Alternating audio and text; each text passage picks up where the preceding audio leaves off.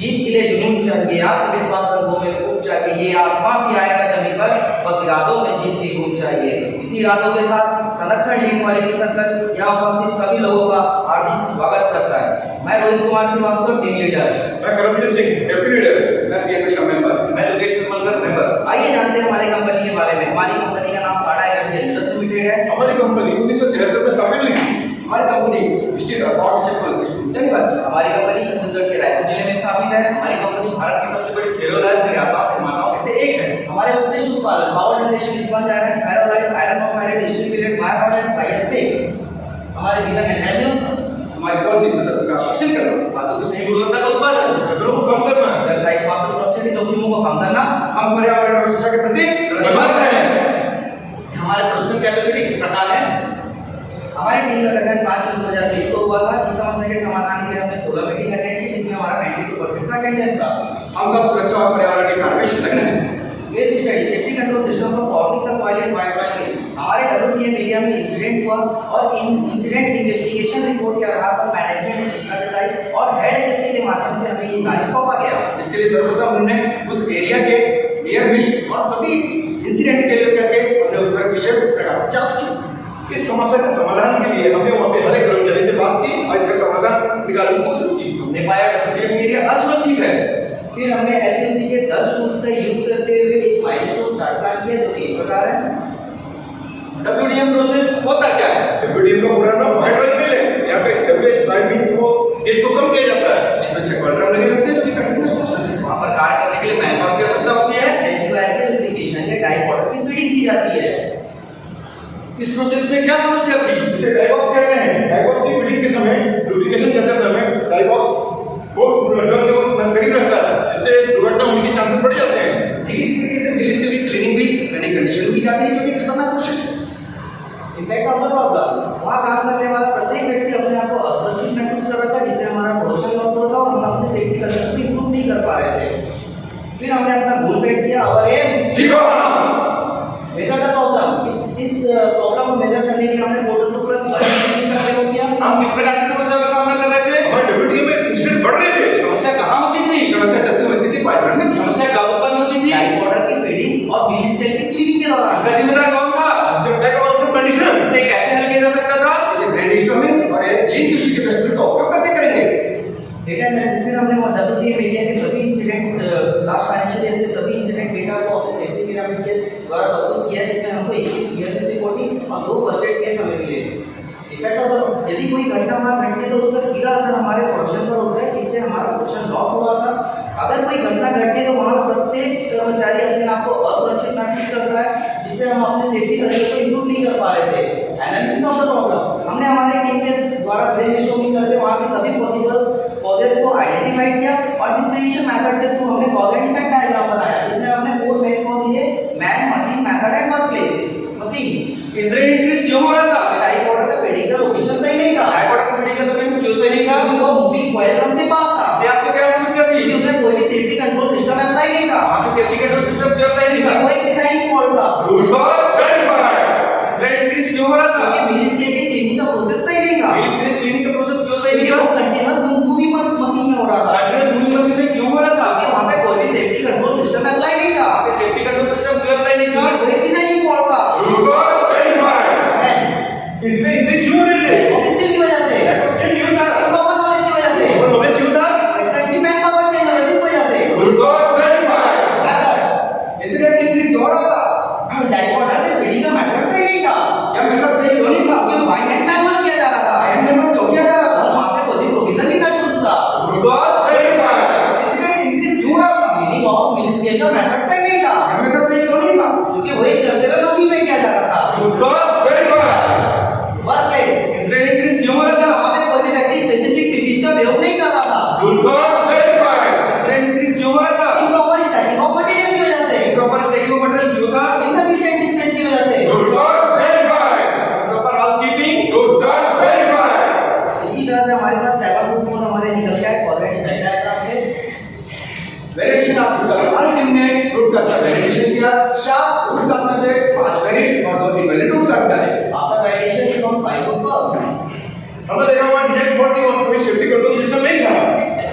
not using a specific सही दर्शाने का उपयोग नहीं हो रहा था insufficient space while abdominal में space बहुत कम था during running condition में कार्य सफाई का कार्य किया जाता था not provision of tools कोई भी वहाँ पे औजार का उपयोग नहीं किया जाता था डेटा एनालिसिस को फिर हमने अपने पहले रूट कॉजेस को आपने डेटा इंसिडेंट के साथ एनालिसिस किया और हमको ये पता चला कि हमारा डिजाइनिंग फॉल्ट से रिलेटेड हमारे पास 11 इंसिडेंट हुए थे not using of specific PP से 8 इनसफिशिएंट ऑफ स्पेस से 2 क्लीनिंग जनरल कंडीशन से अननो प्रोग्राम ऑफ टूल से हमारे पास एक एक्टिविटी हुए थे जिसको हमने बार चार्ट का प्रस्तुत किया फिर हमने ब्रेनस्टॉर्मिंग करके अपने सभी पॉसिबल रूट कॉज को आइडेंटिफाई किया और पैरेटो एनालिसिस के दौरान हमने वाइटल रूट कॉजेस और यूजफुल मीनिंग कॉजेस को आइडेंटिफाई किया जिससे हम हाईएस्ट परसेंटेज ऑफ प्रॉब्लम हम सॉल्व कर पाए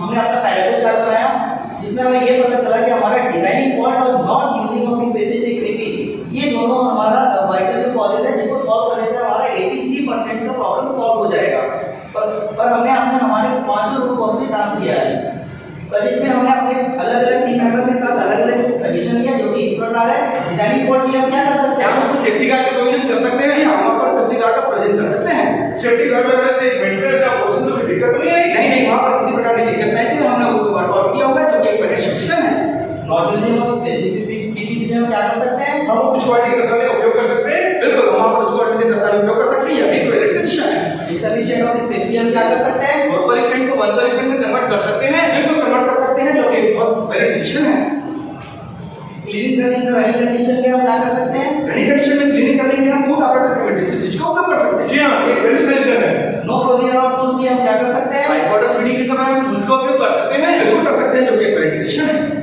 फिर हमारे बिफोर इम्प्लीमेंटेशन हमारे टीम ने फोर्सिंग प्रॉब्लम रजिस्ट्रेशन किया जिसमें हमने सभी पॉसिबल क्वेश्चंस को एड्रेस किया जैसे कि क्या 4 वाले स्टैंड को 1 वाले स्टैंड में कन्वर्ट करने से हमारे कुछ प्रॉब्लम में कोई डिफिकल्टीज तो नहीं आएगी या गार्ड लगाने से कुछ मेंटेनेंस में कोई दिक्कत तो नहीं आएगी या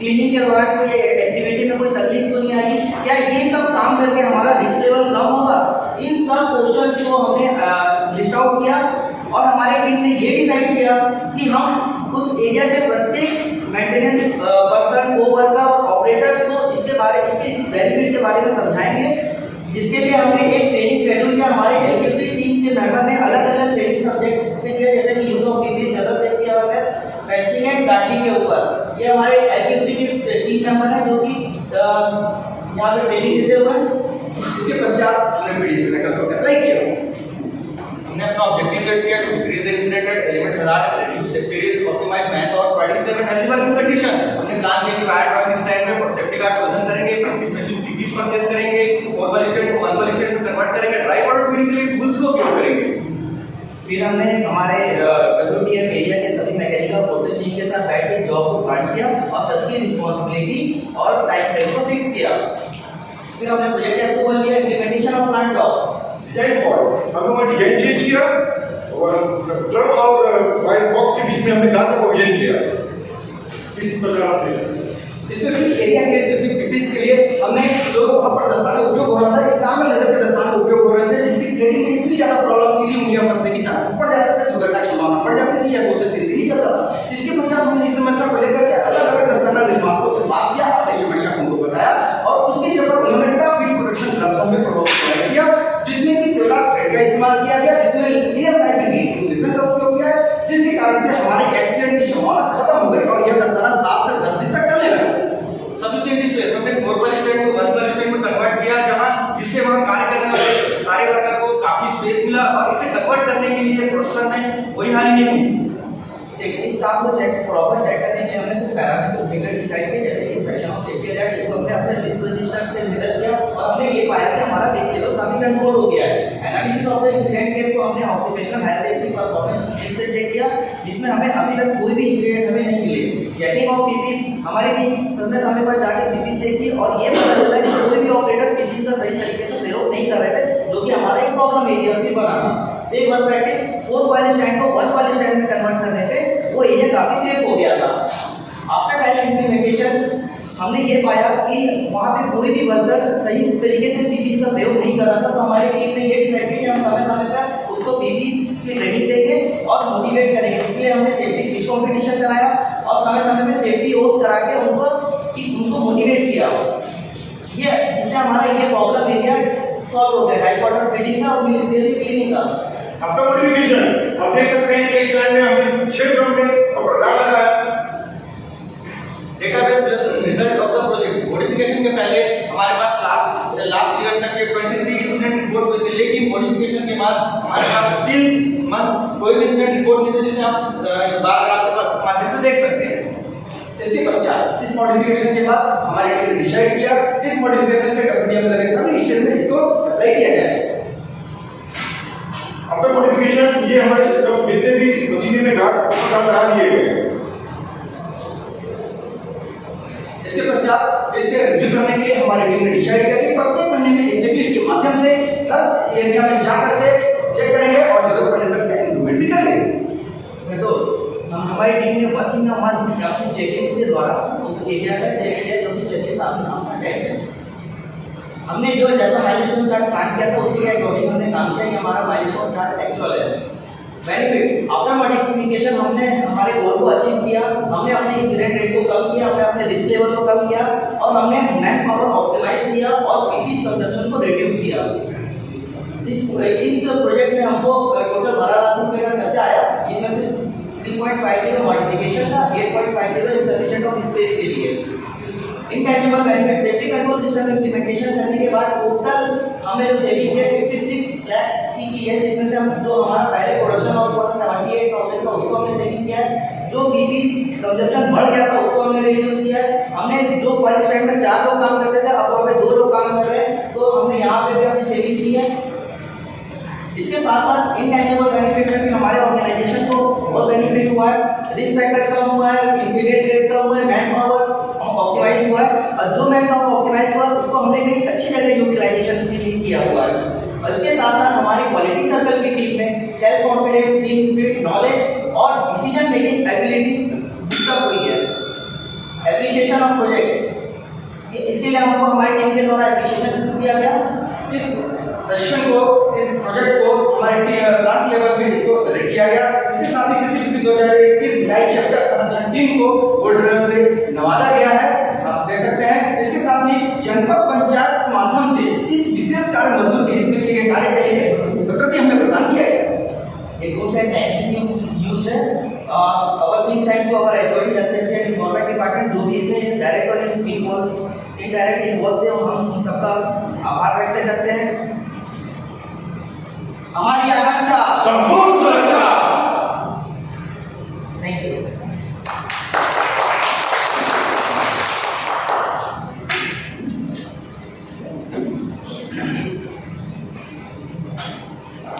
समस्या समाधान में वैलिडेशन क्यों करना पड़ता है, कारण होता है बताइए। क्योंकि आप बताइए। अलग अलग सजेशन आते हैं सबसे, और जो सजेशन आता है सबका वैलिडेशन करना जरूरी है।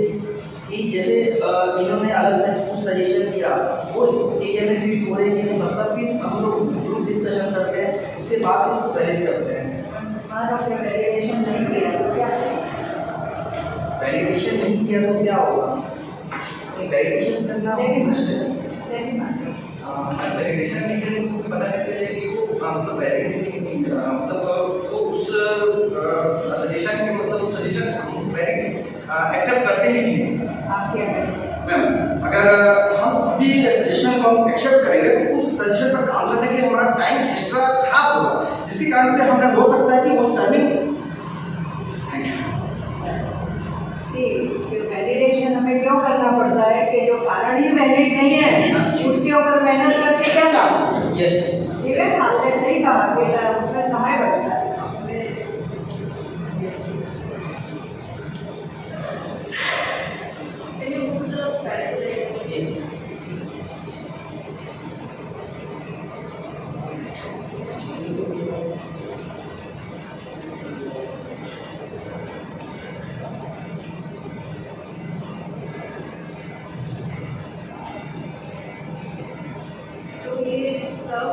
इसको क्या बोलते हैं बता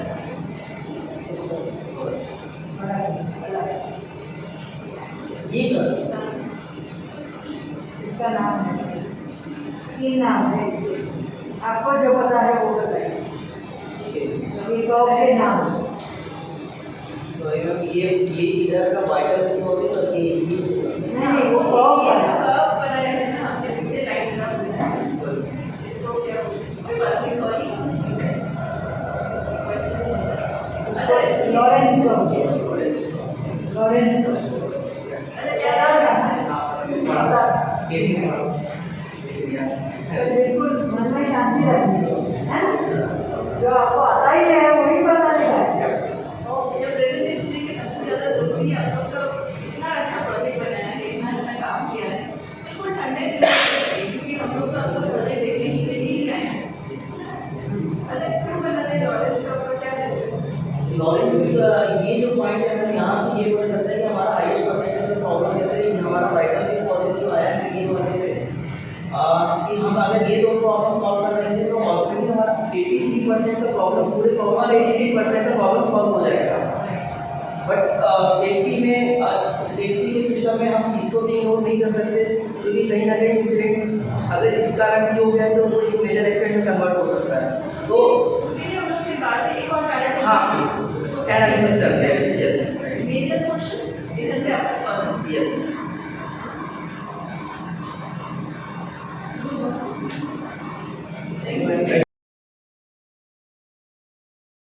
है क्या क्या क्या आवाज दो for excellent award Next circle coming up at block A. Next team coming up at block A. It's Prayas from RCF Limited, and Prayas receives for excellence award. and the team coming up is Formula Quality Circle of Apollo Tyres Limited. Formula Quality Circle receives the Par Excellent Award on the B block. The next team is the Beginners from the Scafflers India Limited. Beginners है क्या? अरे नाम beginners लिखा है लेकिन award क्या लेके जा रहा है? पर excellent award. The next team coming up at block A is Trishul. Trishul Krishi from RCF Limited, and awarded for excellence. The next team coming up at block A is Phoenix. Phoenix from Lucas TBS Limited, and awarded excellent. Announcing the team name of Thermo Achievers from Thermopans Private Limited. Thermo Achievers on the B block.